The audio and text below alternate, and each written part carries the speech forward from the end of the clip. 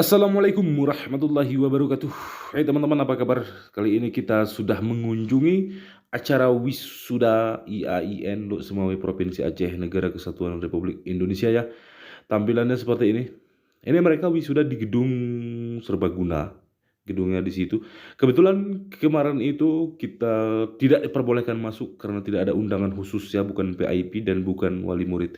Jadi kita di sini hanya sebagai ada keponakan kita yang, ya yang ikut wisuda begitu ya. Jadi kita hanya menyaksikan dari luar gedung saja. Maklumlah kita bukan pejabat dan bukan apa-apa, kita hanya rakyat biasa. Oke, tampilannya seperti ini deh teman. Sebenarnya banyak gedung-gedung yang terpisah dari gedung serbaguna ini dan banyak-banyak kampus juga, gedung kampus di ujung sana ya dan di ujung lain sebagainya lah. Pokoknya ini kita fokus untuk meramaikan saja dan melihat bagaimana suasana setelah saat wisuda tersebut. Oke.